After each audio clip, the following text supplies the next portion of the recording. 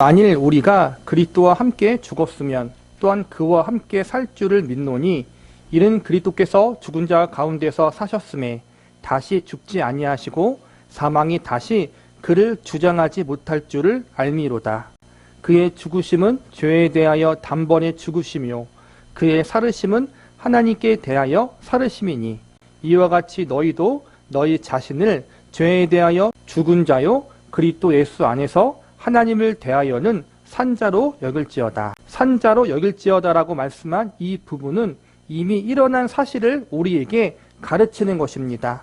여기서 가장 중요한 논리가 무엇입니까? 예수 그리스도와의 연합입니다. 그리스도의 죽으심이 나의 죽으심이고 그리스도의 부활이 나의 부활입니다.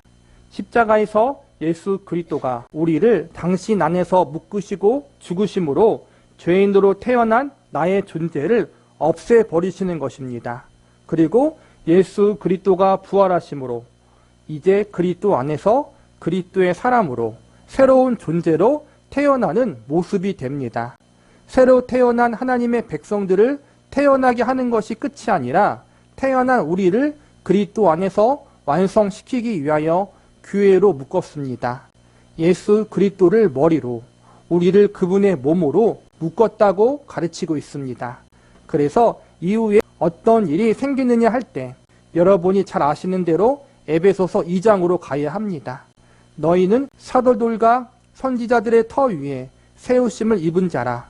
그리스도 예수께서 친히 모퉁이 돌이 되셨느니라. 그의 안에서 건물마다 서로 연결하여 주 안에서 성전이 되어가고 성령 안에서 하나님의 거하실 처소가 되기 위하여 예수 안에서 함께 지어져 가느니라. 하나님께서 거하실 처소가 되기 위하여 예수 그리스도 안에서 함께 지어져 갑니다. 예수님께서 친히 모퉁이 돌이 되셨다고 설명하고 있습니다. 모퉁이 돌이라는 것은 우리나라 식으로 얘기하면 주춧돌이 되었다는 뜻입니다. 우리는 주춧돌을 놓고 기둥을 세워 집을 짓습니다. 그러나 이스라엘 사람들은 큰 돌을 놓고 거기서부터 벽을 이어갑니다. 이것은 예수 그리스도께서 근거가 되시며 기초가 되시며 본질이 되시는 것을 얘기합니다. 에베소서 4장에 가면 다른 식의 설명이 등장합니다. 우리가 다 하나님의 아들을 믿는 것과 아는 일에 하나가 되어 온전한 사람을 이루어 그리스도의 장성한 분량에 충만한 데까지 이르리니 이는 우리가 이제부터 어린 아이가 되지 아니하며 사람의 괴술과 간사한 유혹에 빠져 모든 교훈의 풍조에 밀려 요동치 않게 하려 함이라. 오직 사랑 안에서 참된 것을 하여 범사에 그에게까지 자랄지라.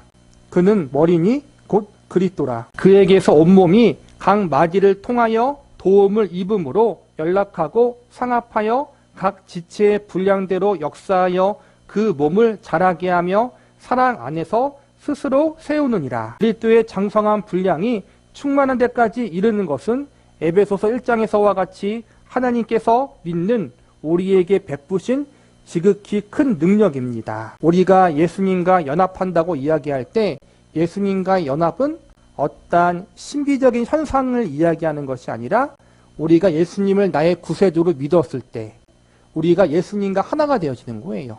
예수님의 십자가의 죽음이 나의 죽음이 되는 것이고 예수님의 부활이 나의 부활이 되는 거예요. 십자가에서의 죽음이 나의 죄인된 모습을 죽이시는 것이고 예수님의 부활하심이 다시 예수님 안에서 의로운 존재로 새롭게 태어나는 걸 의미하거든요. 이게 세례 속에 담긴 의미예요, 사실은. 그런데 이렇게 예수님이 죄인인 나를 죽이시고 하나님의 자녀로서 새로운 존재로 태어나게 하셨는데 거기서 끝나는 것이 아니라는 거예요. 이제 하나님의 자녀와 백성으로 새롭게 태어났으면 새롭게 태어난 존재로서 성숙하게, 여기서 표현에 빌리자면 그리스도의 장성한 분량이 충만한 데까지 자라도록 양육한다라는 거예요. 우리가 자식을 낳으면 그게 끝이 아니잖아요. 어려운 환경 속에서라도 자녀를 낳았으면 끝까지 책임지고 양육하는 것이 정상적인 부모인데 하물며 하나님 아버지는 어떠하시겠어요? 하나님 아버지는 더 큰 사랑으로 우리를 구원하사 하나님의 자녀로 삼으셨으니까 사랑으로 은혜로 강건하사 양육하는 일을 하신다라는 거예요. 그러기 위해서 예수님을 머리로 하고 우리는 그분의 지체로 해서 사랑으로 묶었어요. 예수님 안에서 우리를 서로 만들어가게 하신다라는 거예요. 그 일이 하나님과 우리 사이에 개인적으로 일어나기도 하고 동시에 교회라는 신앙의 공동체를 통해서 그 일이 함께 이루어져 간다는 거예요. 하나님의 사랑은 구원으로 끝나지 않고 양육하는 사랑까지 포함된다. 그리고 궁극적으로 영원한 운명까지 책임지는 사랑이다. 구원 얻은 자들에게 베푸신 능력으로 예수 그리스도와 우리를 묶고 그리스도의 장성한 분량이 충만한 데까지 우리를 이르게 하실 것입니다. 교회는 그의 몸이니 만물 안에서 만물을 충만케 하시는 자의 충만입니다. 여기서 어떻게 실현되는가가 나오는 것입니다. 오직 사랑 안에서 참된 것을 하여 범사에 그에게까지 자랄지라. 그는 머리니 곧 그리스도라. 그리스도의 장성한 분량이 충만한 데까지 이룰 수 있는 이유는 그분께서 머리시기 때문입니다. 머리로부터 온몸이 명령을 받으며 필요와 내용과 수종과 목표를 요구받고 머리가 요구하는 데까지 가도록 되어 있습니다. 이것이 성경이 가르치는 구원을 얻은 모든 백성에게 하나님께서 베푸신 능력이요 예수 그리스도의 구속 사역으로 아직도 모든 성도에게 베풀어지고 있는 은혜와 간섭과 보호인 것입니다. 그러나 문제는 이것입니다. 이 일을 그리스도와 연합하여 지금 그 머리로부터 우리의 몸에 장성한 분량이 충만한 데까지 가도록 요구받고 인도함 받는 우리의 믿음의 현실이 기쁘거나 만족스럽지 않다는 사실입니다. 왜 그렇습니까? 히브리서 12장으로 가봅시다. 너희가 죄와 싸우되 아직 피 흘리기까지 대항하지 아니하고 또 아들들에게 권하는 것 같이 너희에게 권면하신 말씀을 잊었도다. 일러스되 내 아들아 주의 징계하심을 경히 여기지 말며 그에게 꾸지람을 받을 때에 낙심하지 말라. 주께서 그 사랑하시는 자를 징계하시고 그의 받으시는 아들마다 채찍질하심이니라 하였으니 너희가 참음은 징계를 받기 위함이라. 하나님이 아들과 같이 너희를 대우하시나니 어찌 아비가 징계하지 않은 아들이 있으리요. 징계는 다 받는 것이거늘 너희에게 없으면 사생자요 참 아들이 아니니라. 히브리서의 수신자들은 초대교회 성도들 중에서 가장 어려웠던 성도들입니다. 왜냐하면 당시는 로마 제국의 속국이었습니다. 우상을 믿는 나라 밑에서 예수를 믿는다는 것은 국가의 우상들을 거절하고 신앙을 유지하기 위하여 많은 핍박을 받아야만 했고 더욱이 히브리서 수신자들은 이스라엘 백성들 중에서도 예수 그리스도를 믿는 자들이었습니다. 저들은 로마에 의해서 정치적 핍박을 받았을 뿐만 아니라 이스라엘 동족들에게도 계속되는 핍박을 받았습니다. 자기네들의 참 신앙을 떠난 자들로 배교자로 취급했습니다. 히브리서 수신자들은 정당한 신앙을 갖고 있고 참 진리를 소유하고 하나님의 은혜와 구속 속에 살고 있는데 왜 이렇게 사는 게 고달프냐 하는 문제에 있어서 위로와 해답으로 히브리서가 쓰여졌던 것입니다. 여기서 하나님께서는 자식을 훌륭하게 기르시기 위하여 힘들게 훈련하신다고 응답하십니다. 주께서 그 사랑하시는 자를 징계하시고 그의 받으시는 아들마다 채찍질하심이니라. 여기서 징계한다는 말의 원어를 직역하면 자식 만들기라는 뜻입니다. 너희가 참음은 징계를 받기 위함이라. 하나님이 아들과 같이 너희를 대우하시나니 어찌 아비가 징계하지 않는 아들이 있으리요. 자식 만들기는 다 받는 것입니다. 너희에게 이 훈련이 없으면 사생자이거나 참 아들이겠느냐. 무슨 말씀인지 아시겠습니까? 하나님께서 그분의 자녀들을 낳으실 뿐만 아니라 기르신다는 말씀을 하고 있습니다. 기르신다는 것이 무엇입니까? 성숙시키고 완성하신다는 말씀입니다. 이 자라남은 그날이 그날 같습니다. 진전이 있어 보이지 않고 훌륭해지는 것 같지 않습니다. 우리를 하나님의 자녀로서 합당한 모습의 사람으로 만들어가기 위해서 일하고 계시다라는 거예요. 우리를 구원하셨을 때와 동일한 능력으로 우리의 성숙과 성화를 위해서 역사하고 일하고 있다라는 거예요. 이것을 여기서는 자식 만들기라고 지금 박영선 목사님은 표현하고 있어요. 구원받은 우리가 자식이 되었으니까 자식답게 만든다라는 거예요. 우리의 아버지이신 하나님은 온전하신 분이고 완전하신 분이에요. 그렇기 때문에 우리도 그 하나님 아버지를 닮아가는 자리에까지 가기를 하나님이 원하셔요. 그리고 그 목적의 방향의 완성이 예수님의 모습이라는 거예요. 그렇게 하기 위해서 우리를 징계하시고 채찍질도 하셔요. 사랑의 매를 하나님이 드실 때가 있다라는 거예요. 우리를 훈계하시고 양육한다라는 거예요. 여러분이 신앙이 좋으면 환경이 여러분을 돕도록 보상됩니까? 그렇지 않습니다. 우리가 아무리 하나님 앞에 아름다운 신앙을 고백하고 실천하고 쓸모 있을 때라도 하나님께서는 우리의 환경과 조건을 개선시켜주지 않습니다. 그것은 우리 안에서도 동일하게 일어납니다. 하루아침에 우리의 진심과 우리의 소원이 우리 안에서 확 바뀌어 보상되지도 않습니다. 왜 그렇습니까? 내가 커야 되는 것이기 때문입니다. 정답을 알아야 되는 것이 아니라 정답을 풀 수 있는 실력이 생겨야 합니다. 우리가 가지는 소원에 비해서 외적으로나 내적으로나 우리의 신앙의 소원과 기대에 못 미쳐 보이지만은 사실은 그런 외적 어려움이나 내적 갈등과 절망에도 불구하고 어느 성도든지 예외 없이 그리스도와 묶여 하나님의 특별하시고 강력한 역사로 인도함을 받고 있고 훈련받고 있고 보호받고 있고 기엽고 승리와 완성의 자리로 가도록 되어 있다는 것을 확인하라는 것입니다. 그러면 어떻게 확인했습니까? 히브리서 12장은 너희가 아들이 아니면 이 고난이 없다고 확인을 시켰습니다. 여러분의 마음에 있는 소원과 비교해서 너무나 발전이 없는 여러분의 신앙의 현실과 신앙의 실력들의 안타까움과 슬픔, 이것이야말로 하나님께서 여러분을 놓지 않고 계시다는 증거인 것입니다. 실패하셨습니까? 실패는 꼭 실패가 아닙니다. 우리의 그 많은 실패들은 실패로 끝나는 것이 아니라 그 실패가 우리로 하여금 더 많이 예수 그리스도의 필요를 확보하게 합니다. 이것이 바로 그 본문입니다. 다만 이뿐만 아니라 우리가 환난 중에도 즐거워하나니 이는 환난은 인내를, 인내는 연단을, 연단은 소망을 이루는 줄 알미로다. 예수님을 믿은 다음 우리 안에 가지게 되는 거룩한 소망들이 있어요.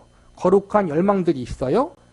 내적으로는 정말 하나님을 더 깊이 알아가고 싶고 예수님을 닮아가고 싶고, 외적으로는 우리가 좀 더 잘 돼서 물질로 몸으로 펑펑 하나님을 위해서 사용하고 싶은데 우리의 외적인 현실과 내적인 현실은 그렇게 따라오지 못해요. 내적으로 우리의 믿음의 실력은 여전히 부족해서 자주 넘어지고, 외적으로는 물질의 풍족함보다는 어려움을 더 많이 겪을 때가 있고, 우리의 주변 환경이 형통하기보다는 이상하게 어려운 일들이 계속 생겨요. 이러한 저러한 환경 때문에 마음에 낙심을 해요. 나는 정말 주님을 위해서 더 헌신하고 거룩하게 살고 싶은데 이게 정말 내 마음 같지 않구나. 이런 걸 경험할 때 여러분이 아시라는 거예요. 이것이 하나님의 자녀이고 하나님이 우리를 간섭하시는 증거라는 거예요. 왜냐하면 이 모든 실패와 부족함을 통해서 예수님이 그래서 필요하구나, 예수님이 아니면 안 되겠구나 라는 사실을 더 깨닫게 하기 때문에 이것이 하나님이 우리에게 주시는 은혜의 선물이라는 거예요. 만사가 형통하기보다는 이상하게 일이 더 꼬인 것을 경험해요. 그런데 그것을 통해 우리는 나를 의지하지 않고 하나님을 의지하는 자리로 나아가게 된다는 거예요. 이것이 하나님의 일하심이고 하나님의 자녀 만들기의 방법 중 하나라는 거예요. 다만 이뿐 아니라 우리가 환난 중에도 즐거워하나니 이는 환난은 인내를, 인내는 연단을, 연단은 소망을 이루는 줄 알미로다. 왜 하나님의 영광을 바라고 즐거워해야 할 현실에 환난이 더 있습니까? 하나님의 영광을 바라는 하나님의 백성으로 부름받은 성도들의 현실에 왜 환난이 도입됩니까? 환난을 당하면 제일 중요한 교훈은 우리 자신이 누구인가를 봅니다. 세상사람은 더 악해지고 더 교활해지는 것을 배우지만 성도는 환난 속에서 예수 그리스도의 필요성을 배웁니다. 환난 속에서 우리가 얼마나 무력하고 내가 얼마나 죄인인가를 확인하여 그리스도의 거룩하신 인도하심을 더 구하게 되고 세상이 우리의 본향이 아니라 하늘나라가 우리의 본향인 것을 마음속에 더 넓히고 깊게 새기게 됩니다. 신기하게도 그렇게 됩니다. 환난이 없으면 다 잊고 삽니다. 그리스도의 필요성과 그리스도를 요청하는 일이 적어집니다. 세상에 대한 실망과 또는 자신에 대한 절망과 슬픔들, 내가 왜 이럴까? 왜 요 모양일까? 환난과 실패를 통해 예수님께 은혜를 더 구하고 그분의 은혜와 능력으로만 승리가 가능하지 내 힘으로는 가능하지 않다는 것을 배워나갑니다. 나의 삶의 모습을 바라볼 때 왜 내가 요 모양으로 살까?